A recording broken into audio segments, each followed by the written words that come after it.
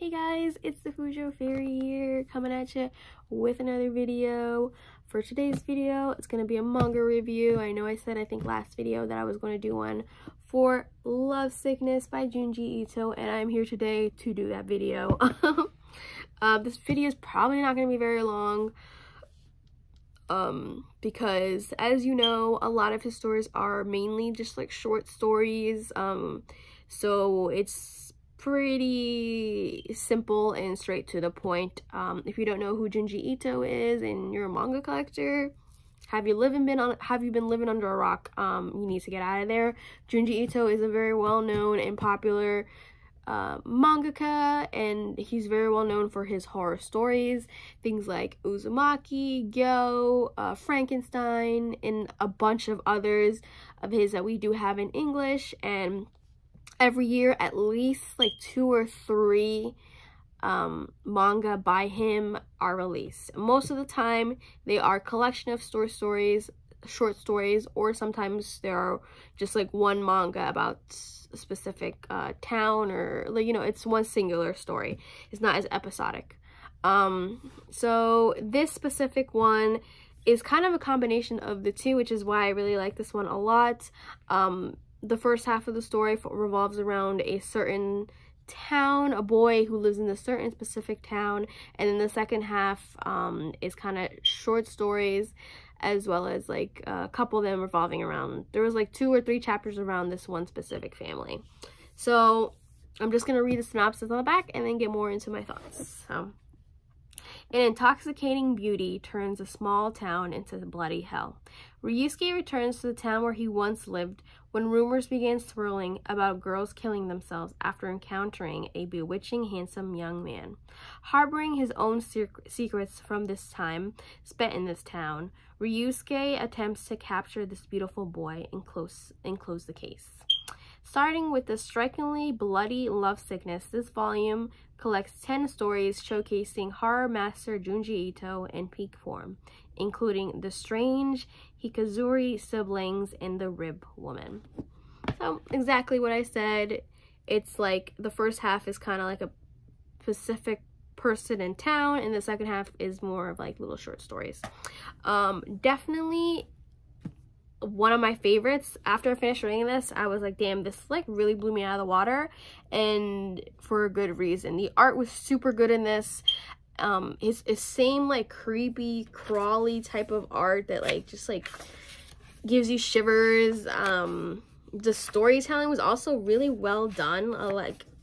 Especially the first part, there was like a lot of mystery to it, and it was so interesting. Like, I'll show you some of the artwork. This is one of my favorite. So good. It looks super nice. And look at this one. Hopefully this doesn't spoil anything, but I'm just showing you guys some examples of his artwork. It's beautiful, creepy, crawly.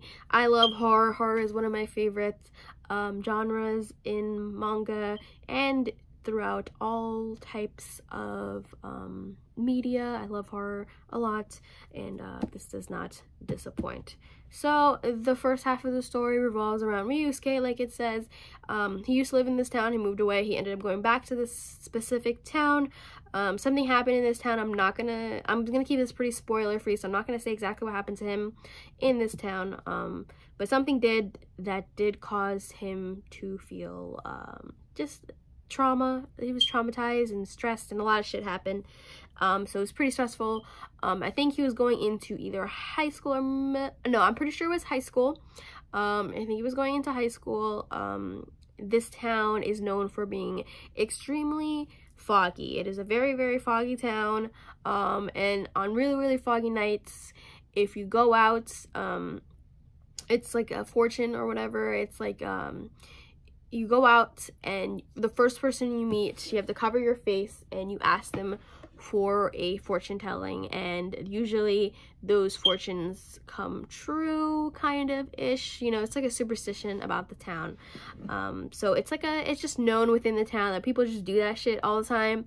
Ryusuke has some trauma surrounding this, like, which is from his childhood of what happened to him. So he doesn't really like it.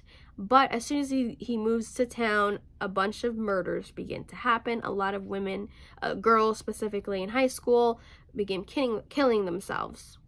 And they speak of a beautiful boy with earrings, which is the person on the cover.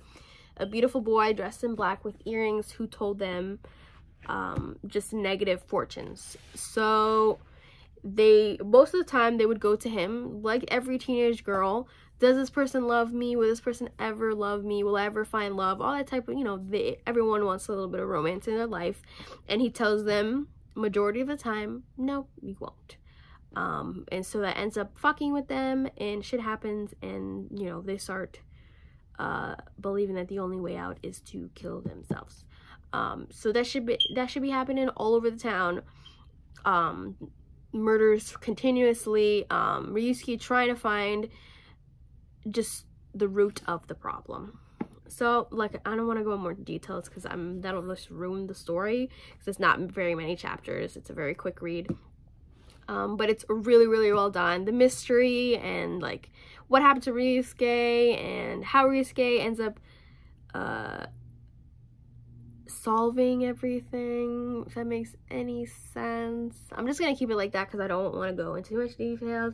But not solving, the way he helps this town in his own strange and unusual way that Junji Ito is known for is really really, really interesting. He definitely I mean, if you know Junji Ito works, you know that it's not always happy endings. If anything, he likes to keep it very vague toward the end. So I'm saying that he solved it, kind of, don't know exactly, because it kind of just leaves it in the way that Junji Ito usually leaves it, which is kind of open-ended.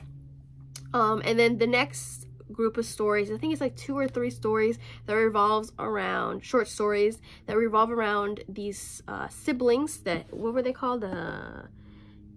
Hikazuri siblings, who I find fucking hilarious. Junji Ito likes to put in a little bit of comedy in his works a lot, especially in the horror stuff that he does, and it was actually really funny. They're pretty fucked up. They're honestly one of the worst, like some of the worst human beings ever. They remind me a little bit of like the Addams family, if that makes any sense. Even though the Addams family are not really bad people, they're like a worse version of the Addams family. So the group of siblings, 3 brothers. So 6 of them, 3 brothers, 3 sisters. So it's kind of a big group. Their parents passed away not too long ago. They're all between the ages of like 20 and 6 or so. So they're like, some are children, some are like teenagers in high school, and then like 1 or 2 of them are like adults kind of ish. So yeah, they're pretty interesting. They're definitely a bunch of weirdos, but I like that short story a lot too. And then one of the last ones was the Rib Woman, and that was really, really, really, really good. Storytell. It's kind of like a story about a woman who really wants to have curves, if that makes any sense. So she doesn't have like curves, in the manga. It's just manga. She doesn't have like what is it called, a waist, like a small waist. So she really wanted a small waist, so she ends up going to this surgeon who is able to remove like some of her ribs so that her waist is nice and small. But she didn't know that he only had one other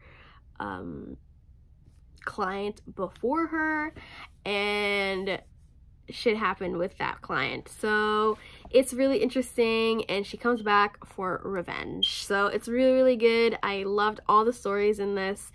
Definitely one of my favorite Junji Ito collections that we have gotten in English. Everything kept me on my toes. Everything creeped me out. Certain moments were funny, just the way Junji Ito does his work. He's really, really, he's really good. Like, that's all I can say. He's really good. So yeah, that's all I really wanted to say. I give this a solid like 9 out of 10. Well done story. Yeah, it's really well done storytelling, and I know a lot of people already know him and stuff, so if you haven't gotten this one, I definitely recommend getting this into your collection because it's 100% worth it, and I can see myself rereading this from time to time. So yeah, that's all I really had to say. That's the end of this video. I hope you guys had fun watching, and you enjoyed the video. Yeah, have a great day, and I'll see you around. Bye.